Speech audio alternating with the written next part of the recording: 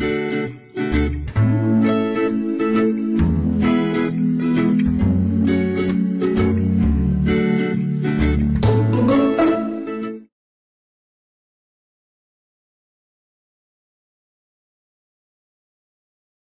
willkommen in meiner Kreativwerkstatt. Ich brauchte unbedingt viele schöne Danke-Karten für meine Sammelbesteller. Habe nach einer Idee gesucht und gefunden. So schaut meine Karte für meine Sammelbesteller aus. Die wird reingepackt ins Paket als kleines Dankeschön. Steht ja auch drauf. Schaut einfach aus, ist auch einfach. Kann ich hochkant machen oder quer. Designerpapier habe ich benutzt. Das aus dem neuen Mini-Katalog Mini-Blütenzauber. Das ist an sich schon so dekorativ, da braucht es gar nicht mehr. Ja, einen ganzen Schwung und die anderen liegen nebenan. Ich räume das mal beiseite und zeige, wie das geht. Ich habe ein Stück Tonkarton genommen, normal A4, und brauche jetzt auf dem Tonkarton Falzlinien in horizontal, vertikal und diagonal. Dazu nehme ich meinen Papierschneider. Da ist ja noch Papier drin, ist auch ein Papierschneider. Packe das beiseite, die Schneideklinge ganz weit weg und los geht's mit der Falzklinge. Ich lege an bei 10,5, oben genau ausgemittelt, hier unten genau rangelegt und ziehe eine Falzlinie. Nehme das Papier raus, drehe es in die andere Richtung. Hier weiß ich, die Hälfte des Blattes sind 14,85 bzw. knapp 14,9 und ziehe meine Falzlinie. Die Diagonale würde gerade so reinpassen, ist mir aber fummelig, deswegen nehme ich den Papierschneider dafür nicht, sondern nehme ein Falzbein und Lineal, auch etwas länger ist, dieses passt ganz genau, und lege die Diagonale an. Ob ich diese Diagonale nehme oder diese, ist erstmal im ersten Moment egal, beziehungsweise könnt ihr euch natürlich auch genau überlegen. Später ist es wichtig, welches rechteckige Stück Designerpapier ich dafür dann zuschneide. Das lange Lineal kann weg und ich falze einmal die Linie nach. Die horizontale und die vertikale werden als Bergfalten gefaltet. Das heißt, der Berg steht so rum, also beides Bergfalten. Und die Diagonale wird eine Talfalte. Das bedeutet, sie geht in die andere Richtung. So, dann suche ich mir mal hier mein Falzbein und falte das Ganze auch richtig schön nach. Jetzt noch einmal auf Berg und Tal. Berg, Berg, Tal. So einfach ist das. Die Falzlinien ziehe ich auch nochmal nach. Und damit ist meine Grundform für die Karte schon erledigt, weil ich nehme jetzt die Ecken, drücke sie in der Mitte zusammen und falte vorn und hinten drauf und schon ist meine Karte fertig. Ich möchte meine Karte hinstellen und selbst das geht, dass das Motiv dann hier vorne aufliegt. Okay, dann brauche ich für mein Motiv Designerpapier oder du machst Tonkarton, den du selber gestaltest. Das ist ja jetzt, wie du möchtest. Ich habe hier einmal ein Stück flüsterweißen Tonkarton, den möchte ich innen rein für ein Textfeld kleben, in den Maßen 10,0 x 14,3 cm und das Designerpapier für vorn drauf habe ich zugeschnitten in 10 x 14,3 cm. Außerdem brauche ich noch ein Stück Designerpapier, dieses hier habe ich dafür genommen. Und jetzt kommt der entscheidende Moment. Ich möchte das ja auf eine bestimmte Art und Weise auf mein Papier aufkleben. Und jetzt siehst du, so rum würde das nicht gehen, aber so rum. Wenn du aber die Streifen oben haben möchtest, hättest du es andersrum schneiden müssen, also ich natürlich. Das ist zu bedenken mit der Diagonale. Deswegen falzen wir unseren Tonkarton und schneiden uns diese Designerpapiere zu und nehmen die Diagonale erst, wenn wir soweit sind, und schneiden dann passgenau zu. Ich nehme jetzt die andere Seite, weil ich finde, das passt genauso schön. Gerade zu dem Brombeer-moosfarbenen Tonkarton, und klebe meine Flächen schon auf.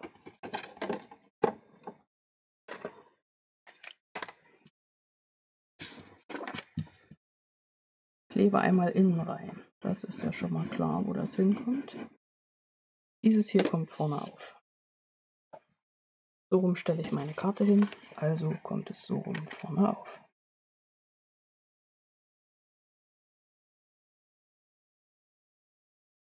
Ausmitteln, überall einen Rand. Innen rein bedeutet für mich hier. Ich könnte das natürlich auch auf die Rückseite kleben. Dann ist innen leer. Kann man machen, muss man nicht. Ich möchte den Text innen rein haben. Also mein Text fällt nach innen. Möglichkeiten gibt es ja genug. Vielleicht möchte einer ja noch mehr schreiben, dann braucht er 2 Textfelder. Auch dafür haben wir Platz. Also innen rein bedeutet hier.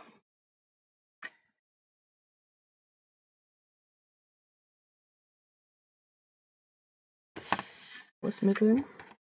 Jetzt einmal drüber nachdenken, wo der Rest hinkommt. Meine Dreiecke links und rechts. Nehme ich also meine Finger hin. Und dieses, diese beiden Felder werden mit meinen Dreiecken beklebt. Einmal da und einmal dort.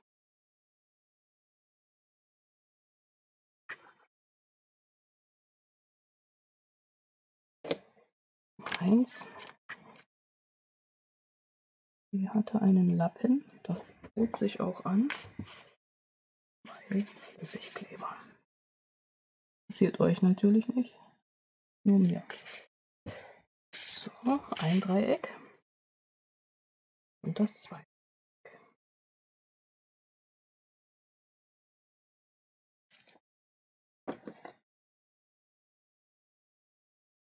Viel besser. Der Satz bewährt sich mal wieder. Übung macht den Meister.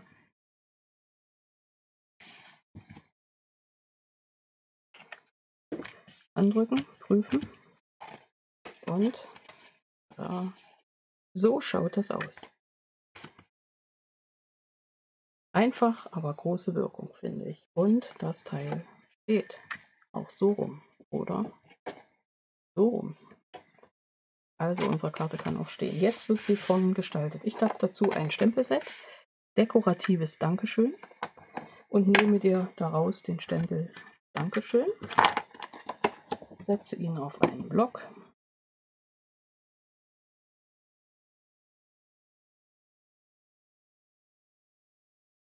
Kann hier mein Raster auf dem Tisch nutzen, wird es auch gerade.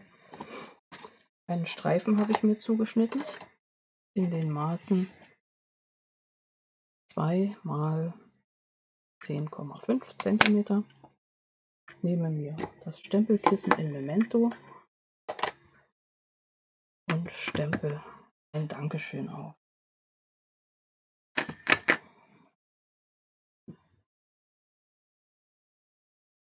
Und da ist es schon. Bin zufrieden. Memento kann weg. Jetzt habe ich mir noch überlegt, eine Schleife ist schön, mein Lieblingsband aus dem Mini-Katalog. Schneide ich mir ein Stück zurecht. Nehme mir eine Unterlage. Hole mir einen meiner Stifte von den Stampin' Blends in Brombeermus.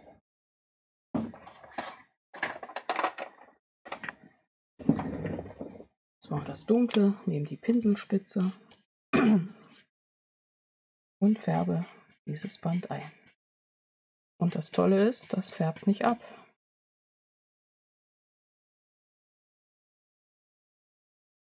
Ich glaube, das Band brauche ich in großen Mengen und kann das dann immer hier auf dem Arbeitstisch liegen lassen. Und egal welche Farbe ich brauche, kein Problem. Ich will ja nicht sagen, man könnte zaubern, aber damit geht es doch.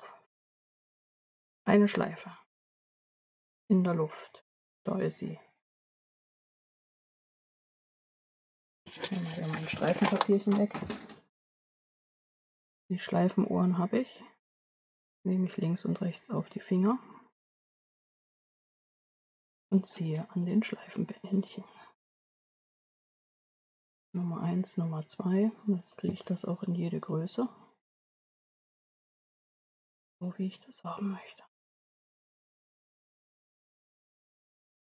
Super. Text. Und schon geht's weiter. Ich brauche ein paar Abstandsklebepunkte für den Text. Das Dankeschön mache ich mit 3 Punkten fest.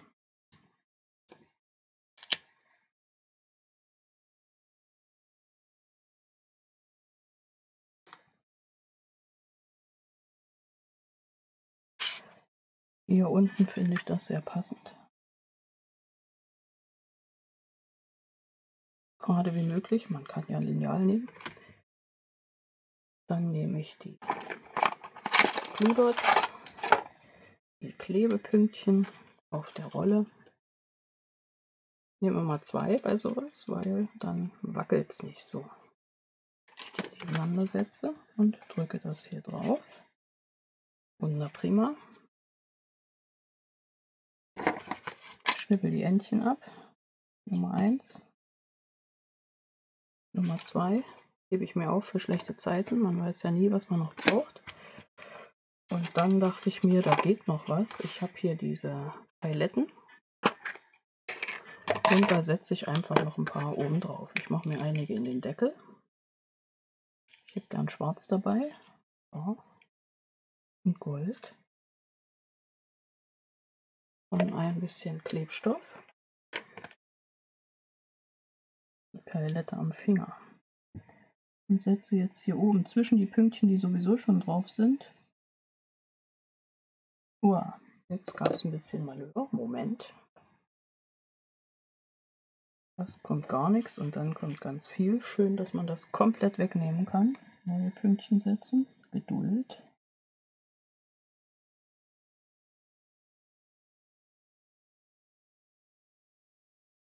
Das unsymmetrisch arbeiten im besten Fall. Nicht zu viel, aber auch nicht zu wenig. Und eine Palette fliegt hier runter. Ich glaube, das gefällt mir auch noch. Klebstoff beiseite und Aufhebhelfer. Den aber hilft. Brauchen wir doch gleich mal. Die Paletten klebe ich so rum auf, dass das Hohle oben ist und das Flache, also der Bogen, der Kreis nach unten sitzt.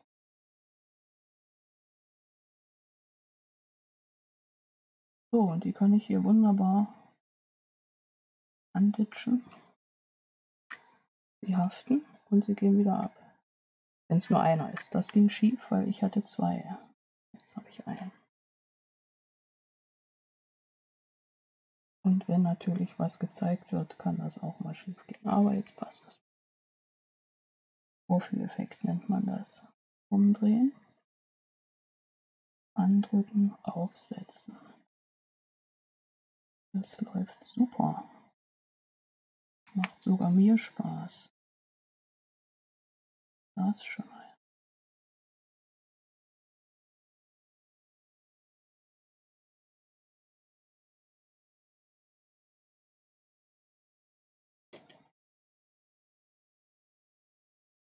Ja. Ich würde sagen, ich bin zufrieden. Ich halte das mal nach oben. Siehst du, die Paletten kleben am Himmel. Ja, fertig. Zufrieden mit meiner Karte. Wenig Aufwand, große Wirkung, finde ich zumindest. Geht ab in die Päckchen mit den Lieferungen für meine Sammelbesteller. Falls du Fragen zum heutigen Projekt hast, schreib mir eine Nachricht. Alle Kontaktdaten findest du unter dem Video und natürlich auf meinem Blog www.stempelfamilie.blogspot.de. Ich wünsche dir kreative Zeiten und bis zum nächsten Mal. Deine Angela von der Stempelfamilie.